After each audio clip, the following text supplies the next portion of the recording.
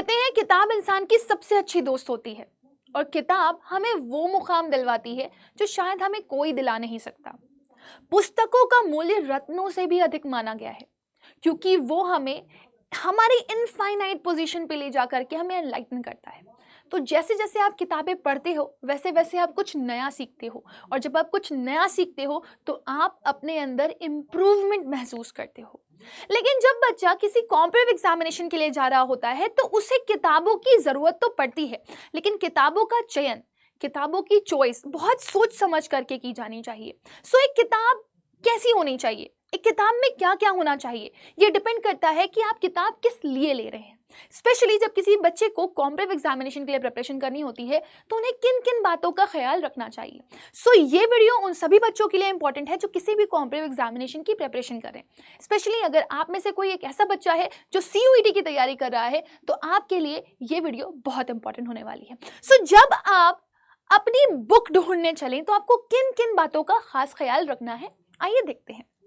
सबसे पहली चीज, आप किसी कॉम्पिटिटिव एग्जामिनेशन की तैयारी कर रहे हैं तो आपकी बुक में वही कंटेंट होना चाहिए जो कि आपके एग्जाम में आ रहा है ना। सपोज अगर आप किसी एग्जाम में पढ़ने के लिए जा रहे हो या एग्जाम में बैठने के लिए जा रहे हो, राइट, तो आप कुछ पढ़ रहे हो और एग्जाम में कुछ आ रहा है तो वो आपके काम का बिल्कुल भी नहीं है। दूसरा, एक किताब में अच्छे खासे क्वेश्चंस होने चाहिए जिससे आप अपनी प्रैक्टिस बेहतर कर सको। बोलते हैं ना, practice makes a man perfect. तो जब तक आपने एक टॉपिक से रिलेटेड 50 से 60 क्वेश्चंस नहीं किए हैं तब तक आप उस टॉपिक को प्रॉपर्ली समझ नहीं पाओगे और आपको ये भी नहीं समझ में आएगा कि वैरायटी ऑफ क्वेश्चंस कैसे बन सकते हैं। तीसरा, हर एक क्वेश्चन का सॉल्यूशन उसमें हो, उसमें ट्रिक्स मेंशन हो, उसमें प्रॉपर आंसर्स मेंशन हो, उसमें डिटेलिंग मेंशन हो ताकि आप क्वेश्चन को जैसे जैसे कर रहे हो वैसे वैसे उसको समझ भी पाओ। फिर उसके बाद आता है आपका मॉक टेस्ट। एक किताब में आपका मॉक टेस्ट जरूर होना चाहिए क्योंकि मॉक टेस्ट में आप अपने टाइम मैनेजमेंट को सीख पाते हो, अपनी गलतियों को सीख पाते हो और उन्हें ठीक कर पाते हो। और अगर आपकी बुक्स में मॉक टेस्ट दिए गए होते हैं तो आप अपने एग्जाम्स से पहले एग्जाम दे पाते हो। फिर आता है आपका प्रीवियस ईयर क्वेश्चन। अगर आपको एग्जाम पैटर्न समझना है, डिफिकल्टी ऑफ क्वेश्चन समझना है या फिर ये समझना है कि आपका एग्जाम कितने हद तक टफ और कितने हद तक ईजी हो सकता है, कितने तरह के क्वेश्चन उसमें बन सकते हैं, तो उसमें BYQ जरूर हो।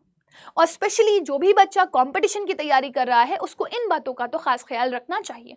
तो अब आप तैयारी कर रहे हो CUET की, राइट। अब आप CUET में पढ़ रहे हो तो आपका लैंग्वेज आएगा, CUET पढ़ रहे हो तो आपके डोमेन्स आएंगे, CUET पढ़ रहे हो तो जनरल टेस्ट आएगा। अब बच्चा या तो लैंग्वेज डोमेन्स की कॉम्बिनेशन में पढ़ाई कर रहा होगा या तो लैंग्वेज जनरल टेस्ट के कॉम्बिनेशन में पढ़ाई कर रहा होगा या फिर वो लैंग्वेज डोमेन और जनरल टेस्ट के कॉम्बिनेशन में पढ़ाई कर रहा होगा। लैंग्वेज जब आप पढ़ रहे होते हो तो लैंग्वेज में किस चीज़ की जरूरत होती है? फोनोलॉजी। आपको पता होना चाहिए किसी वर्ड को आप कैसे प्रोनाउंस करते हो, है ना, क्योंकि वर्ड के प्रोनाउंसिएशन से आपको काफी सारे स्पेलिंग एरर्स का करेक्शन समझ में आ जाता है। फिर बात आती है आपकी मॉर्फोलॉजी की। तो अगर आप कोई भी लैंग्वेज पढ़ रहे हो, चाहे फ्रेंच हो, चाहे जर्मन हो, चाहे इंग्लिश हो, चाहे हिंदी हो, आपको ये पता होना चाहिए कि कोई भी वर्ड किस तरह से फॉर्म हुआ, कैसे सुसाइड वर्ड बना, कैसे डेमोसाइड वर्ड बना, कैसे डेमोक्रेसी बना, कैसे आपका फोबिया बना, राइट। तो आपका कोई भी वर्ड फॉर्म कैसे हो रहा है, अगर आपको ये पता चल जाए तो आप एक शब्द से 1000 शब्द लर्न कर सकते हो। तो जब आप फोनोलॉजी और मॉर्फोलॉजी समझते हो तो आपकी मैक्सिमम इंग्लिश कवर हो जाती है, मैक्सिमम लैंग्वेज कवर हो जाती है, चाहे वो इंग्लिश हो, चाहे वो फ्रेंच हो, चाहे वो हिंदी हो, चाहे वो कोई भी लैंग्वेज क्यों ना हो। फिर आता है सिंटेक्स। आपने वर्ड्स का स्ट्रक्चर समझ लिया, अब आप ये समझो कि सेंटेंस का स्ट्रक्चर कैसे बना, सेंटेंस के स्ट्रक्चर में क्या सही है और क्या गलत है, और वो पढ़ने के लिए आपको ग्रामर के रूल्स पढ़ने पड़ते हैं। फिर आता है आपका सिमेंटिक्स। सिमेंटिक्स हमें बताता है कि कौन कौन से रूल्स रिलेट करते हैं to the meaning of the language. कोई लैंग्वेज अगर आप पढ़ रहे हो उसमें कोई टॉपिक आ रहा है, जैसे आप इंग्लिश लैंग्वेज पढ़ रहे हो उसमें नाउन आ रहा है, प्रोनाउन आ रहा है, हिंदी लैंग्वेज पढ़ रहे हो उसमें संज्ञा आ रहा है, सर्वनाम आ रहा है, राइट। तो आप फ्रेंच पढ़ रहे हो उसमें पार्टिसिपल्स आ रहे हैं, तो आखिर उनके रूल्स क्या क्या हैं, हमें कौन सा रूल कहाँ पर अप्लाई करना है। जब हम ये सीख लेते हैं तो हमें सिमेंटिक्स पता चल जाते हैं और यही क्वेश्चंस क्रिएट करते हैं एग्जाम में। फिर आता है आपका प्रैग्मेटिक्स, ये भी बहुत इंपॉर्टेंट है। ये बताता है हमें वो रूल जो अकर करता है विद द सोशल सिचुएशन। कई बार ऐसा होता है कि ग्रामर, विकैबुलरी नॉलेज हमारे क्वेश्चंस में अप्लाई नहीं हो रही होती है। लेकिन अगर हम कॉम्प्रिहेंसिव अप्रोच के साथ जाते हैं तो वो हमें काफ़ी मदद करती है। इसलिए प्रैक्टिकलिटी भी बहुत ज़्यादा ज़रूरी है। कई बार आपको लगेगा कि ये अपने रूल्स में तो नहीं पड़ा है, लेकिन प्रैक्टिकल अप्रोच के साथ ये सही है, तो फिर आपको वो टिक करके आना होता है अपने एग्जाम्स में। तो जब आप लैंग्वेज की तैयारी कर रहे हो तो आप इन बातों का खास ख्याल रखें और इन पे ज़रूर से ज़रूर वर्क करें। अच्छा, मैंने मैक्सिमम देखा है कि सीयूईटी की तैयारी करते टाइम बच्चे इंग्लिश लैंग्वेज को प्रेफर करते हैं। तो अगर आपको विकैबुलरी नहीं आती, विकैबुलरी का फॉर्मेशन नहीं आता, तो आप मेरी वर्ल्ड पार मेड इजी, विकैब रोजाना, राइट, और इंग्लिश में विकैब रोजाना 2.0 सीरीज़ को देख सकते हो, जो कि आपकी इंग्लिश को और ईजी बना सकता है और आप कम टाइम में ज़्यादा विकैबुलरी विद इंटरेस्ट सीख पाओगे। इसके साथ साथ अगर आप लोगों को लग रहा है कि नहीं, मुझे इसके अलावा बहुत सारी चीज़ें पढ़नी है, जैसे मुझे जनरल टेस्ट पढ़ना है, मुझे जनरल टेस्ट का कोई आइडिया नहीं है, तो जनरल टेस्ट के लिए आप क्या कर सकते हो? देखो, जनरल टेस्ट एक ऐसा सेक्शन है, एक ऐसा पार्ट है, एक ऐसी चीज़ है जो कि आपको बहुत कुछ सिखाता है। जनरल टेस्ट अपने आप में बहुत लेंदी है, उसमें आपका जीके करंट अफेयर्स आता है, क्वांटिटेटिव एप्टीट्यूड आता है, लॉजिकल रीजनिंग आती है। जीके करंट अफेयर्स अगर आपको पढ़ने हैं तो आप करंट अफेयर्स के लिए पिछले 6 महीने का करंट अफेयर उठा लो, और अगर आप जनरल नॉलेज पढ़ना चाहते हो तो आपका most repeated question, frequently asked question या फिर प्रीवियस ईयर क्वेश्चन का आप सहारा लो। फिर आता है आपका क्वांटिटेटिव एप्टीट्यूड। अगर आपको क्लास 6 से लेकर के 8 तक की क्वांटिटेटिव एप्टीट्यूड आती है तो वो आपके लिए मोर देन सफिशिएंट है। फिर आता है आपका लॉजिकल रीजनिंग। लॉजिकल रीजनिंग में लगते हैं लॉजिक्स और ट्रिक्स। तो अगर आप ये सारी चीजें सीखना चाहते हो, लर्न करना चाहते हो, तो ऑब्वियसली आपको बुक की जरूरत पड़ेगी। देखो, इंग्लिश के लिए अगर आपको ग्रामर सीखनी है तो आप यूट्यूब पे सर्च कर सकते हो 120 रूल्स ऑफ इंग्लिश ग्रामर, जो आपको काफी ज्यादा हेल्प करेंगे इंग्लिश लैंग्वेज लर्न करने में। इसके अलावा आप फिगर ऑफ स्पीच की क्लास देख रहे हो, पहले मंजिल बैच में लगी हुई है, तो मंजिल सीरीज आपको काफी ज्यादा हेल्प कर सकती है। सेम मंजिल सीरीज आपको जनरल टेस्ट के लिए भी मिल जाएगी। तो आपकी हिंदी लैंग्वेज हो या फिर जनरल टेस्ट वाला सेक्शन हो, आपकी सारी सीरीज बनी हुई है और आप वो सारी सीरीज फॉलो करके अपनी प्रिपरेशन कर सकते हो। बट फिर भी आपको प्रैक्टिस के लिए, आपको पीवाईक्यूज के लिए, आपको मॉक टेस्ट के लिए बुक की जरूरत पड़ेगी ही पड़ेगी। इसका लिंक भी मैंने यहाँ पर आपको प्रोवाइड किया हुआ है। इसके बाद आता है हमारा डोमेन सब्जेक्ट। डोमेन सब्जेक्ट बहुत इंपॉर्टेंट है। देखो, आप डोमेन सब्जेक्ट की जब भी तैयारी करते हो तो आपको खास ख्याल रखना होता है कि आप एनसीईआरटी को फोकस करो। अगर आप एनसीईआरटी को लाइन बाय लाइन पढ़ रहे हो, कोर जाकर के पढ़ाई कर रहे हो, तो आप अपनी मैक्सिमम प्रिपरेशन कर लेते हो। आपके एमसीक्यूज की आपको प्रैक्टिस करनी है और आपको कोर और डिटेल में पूरी की पूरी एनसीईआरटी को कवर करना है, चाहे वो साइंस हो, चाहे वो कॉमर्स हो, चाहे वो ह्यूमैनिटीज हो।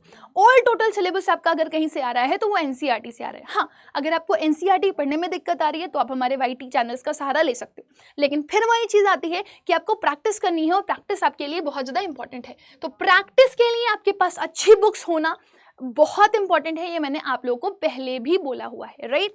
सो आप प्रैक्टिस करिए, जितनी ज़्यादा प्रैक्टिस हो सकती है करिए, और प्रैक्टिस एक अच्छी बुक से करिए। हाँ, अगर आपको लग रहा है कि आपको बुक ढूंढने में प्रॉब्लम हो रही है, बुक फाइंड आउट करने में प्रॉब्लम हो रही है, तो अड्डा उसके लिए भी आपको सपोर्ट करता है। आप अड्डा के स्टोर पर जाएंगे तो आपको अड्डा की लैंग्वेज जीटी की बुक्स, आपको कॉमर्स की बुक्स, साइंस की बुक्स, ह्यूमैनिटीज़ की बुक्स, सब कुछ अवेलेबल है। अगर आप इन बुक्स को लेना चाहते हो तो ये बहुत ही रीजनेबल रेट्स पर अवेलेबल है। अगर कोई बच्चा साइंस स्ट्रीम का है तो उसको 779 रुपीज़ में पीसीबी, और 779 के अलावा 1169 रुपीज़ में पीसीएम की बुक्स मिल रही हैं, राइट। ह्यूमैनिटीज़ पे जाओगे तो आपको आर्ट्स डोमेन में language, general test, history, geography, pol science की बुक 1169 रुपीज़ में मिल जाएंगी।